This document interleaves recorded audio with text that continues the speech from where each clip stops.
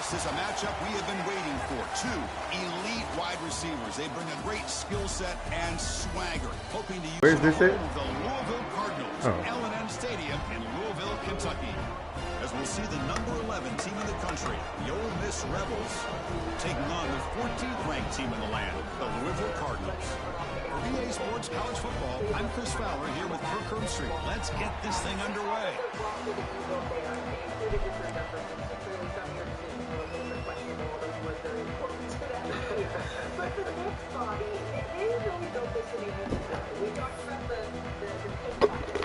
The Rebels will kick this away to get us going.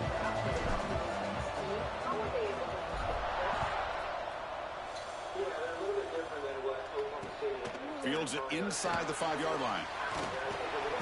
He's tackled at the 21. That's where the drive will start. So Louisville's offense going to get the chance. I like those units. I play with Louisville. Pause. Let's go. Oh shit, Oldenburg too. Who know they want to outdo each other in this showdown today. Well, it's a showcase opportunity for both of these two wide receivers. A lot of eyes on them, not only in college football, but I don't know the last time, Chris, we were on the field pregame and saw so many NFL. It's not illegal man downfield. What the fuck? Bro, what? Bro, how is this not illegal man downfield? More of a strength this year than what was an Achilles a year ago. Yeah, certainly this next team. We've seen a trend the last couple of years. The team that's lost in the conference finals, they're then the team that represents the East. For the last 2K. No. What the hell? But will they be like the Boston Celtics, a team that breaks through? Who the fuck? Bobby, thank you. A little bit later. We got a game 7 to talk about. Though playing in one, I imagine, is different. Danny and Sinead, you know, you're in the one trait that shows up in these win-or-go-home games. And Becky Hammond, she lost her patience a little bit. Now she's trying to lose a little bit of go too. When you're here to check out the Raps. Plus, the Cavaliers season is over, but the questions about the franchise's future, they are just beginning. Here's from Donovan Mitchell when NBA Day returns.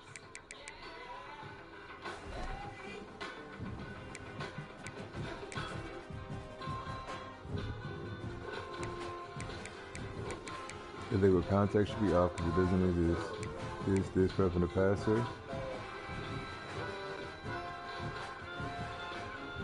I feel like. The 3 for me only at Chili's is now available with the big crispy chicken. Hold on, bro. Yeah, that looks pretty good, but do you still get bottomless chips and sauce? Okay, and what about a bottomless drink? Sure, but answer this: is Chili's big crispy sandwich bigger than McDonald's McCrispy? Oh well, yeah, that is way bigger. So all of that deliciousness is still just $10.99? Oh, fast food is not gonna like this. This Chili's 3 for me is the best $10.99 you can eat. You've always been ahead of the game. Excellence is your default, and Lexus knows that feeling is unmatched. Their standard isn't for the average, it's for those who set the bar and elevate it. So as you redefine what's possible, Lexus refines what you deserve. Because a car that doesn't make you feel something is a car that stops short of amazing. Sorry, bud. Not while I weed.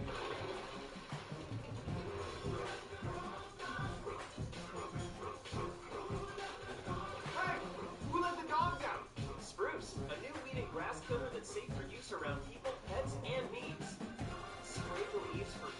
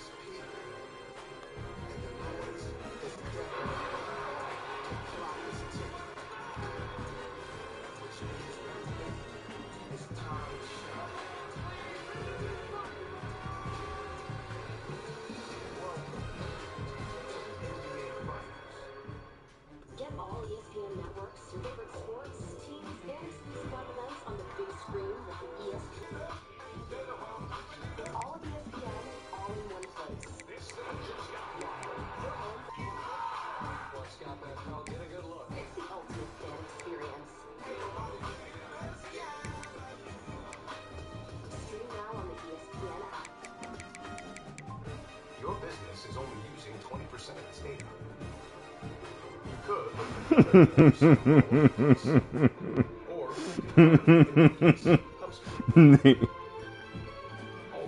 makes all the difference. Fast lanes, trains, and planes. Okay, quarterback accuracy. This supposed to be all 30, 50, 45, 50. Ball security is 40 at the end. As of his reach time. 50 interceptions, 35 pass coverage, 52 tackling, 42 field goal power, Where'd you learn that? SmokeyBear.com. Don't want to start a wildfire, right? 52. But the accuracy down to 42. Shit. Welcome back to NBA Power Today, shoot, presented punt, by Haagen-Dazs. 50, 50, and 48. Pick up power 48. Oh, that might change shit. Okay. Let's see. Injuries. Where is this shit? Bro. This shit off the screen.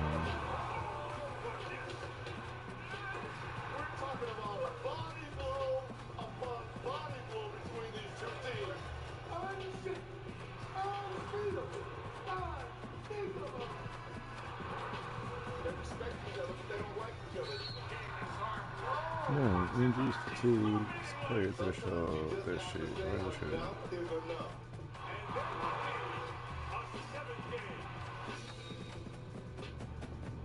We get it tomorrow. SGA and Wemby, they will be the first players to both rank top 3 in MVP voting and face off in a conference finals game 7 in the same season since Larry Bird and Dr. J did it in the 1982 East Finals. Now the Sixers, they went into Boston.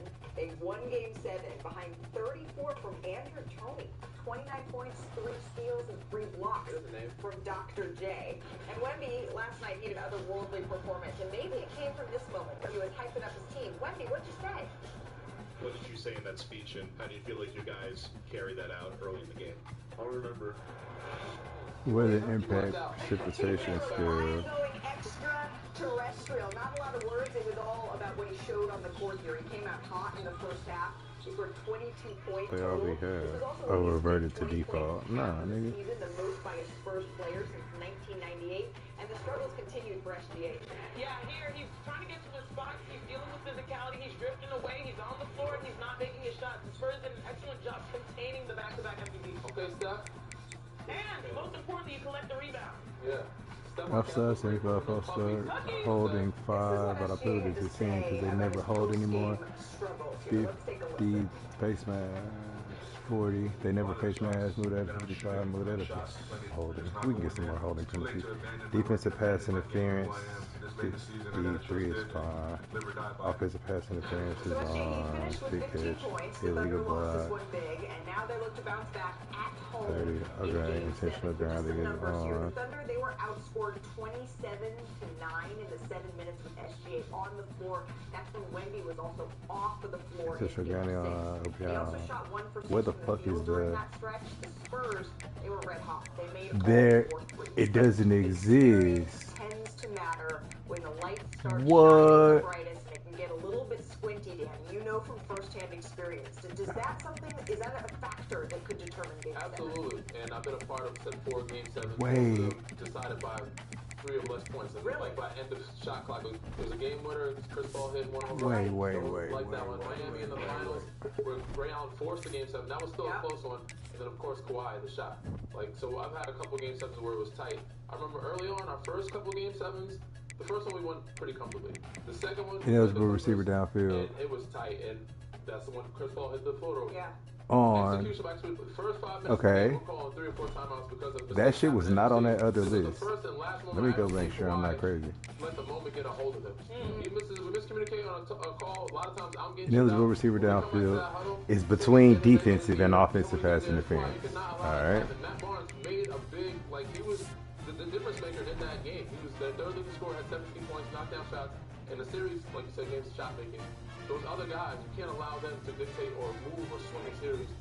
he allowed Matt Barnes to get hot that 1 3-pointer. That dictated kind of how the game was going to go. So, Danny, if you are currently on the Spurs as the elder statesman, what are you telling them going into one of the hardest environments in sports? Between offensive and defensive pass interference. See, what the fuck is going on? Not think about the outside noise, not think about the lights. Because once you start thinking about it, you know what I'm saying? So give them a task, give them a challenge, make sure that hopefully that they're too young to even know any better, and just play free. So I want them to have fun and play free like they did in Game 6. They can do that. For full context. But it's context. that OKC crowd. Is it possible, though, to be so... I know we heard Dylan Harper say that he feels like the Grays are coming in already because he's played over 100 games with them. But is it possible that youth and inexperience, you can just say, you know what, we're going to go in here and play free, we have nothing to lose? We hope, and it is very possible. With this group, they've shown times they've been fearless, but it's going to start with Wemby, it ends with him. But it's starting with a guy, right? You're saying it starts with Wemby, and you're absolutely right. But he's 22, Shanae, and it starts with a guy who's never played in a Game 7, versus on the other side, it starts with a guy who's played in 3. But Victor Wembanyama is built different. He's been a pro for almost his whole life. He has every advantage the game can afford him. The most important thing to me is controlling his emotions. And I love how he says he wears his emotions on his sleeve. He will cry in front of people, he will yell, he will get frustrated, and he will be short in answers. But still, he does not cheat the game. He does not short the game. And so if I'm Victor Wembanyama, I'm just playing as hard as physically possible. I am trying to dunk everything. Oh, I can't even go back. It wasn't a real thing. Fuck me. I am trying to snatch the screws out of the rim.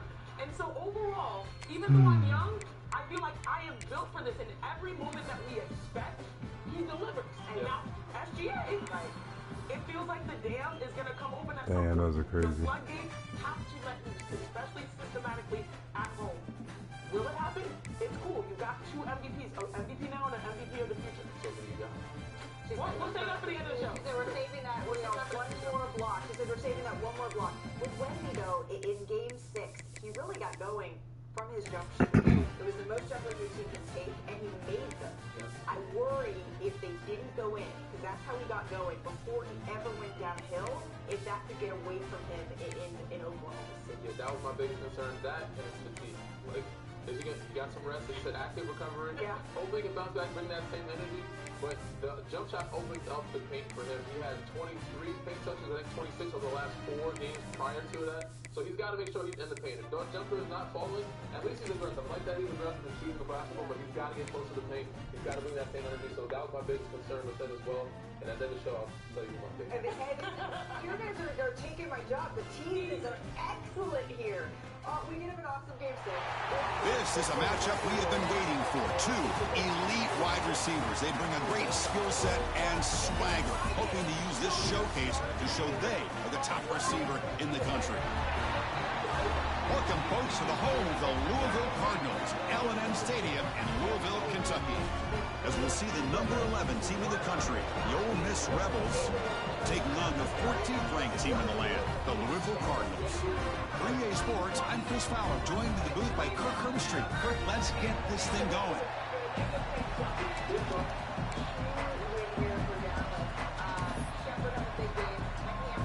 The Rebels will kick it away to start us off.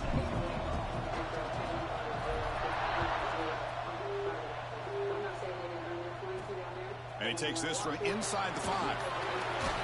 He tackled at the 17. Strong job by the coverage team. The Cardinals offense will get the first swing today.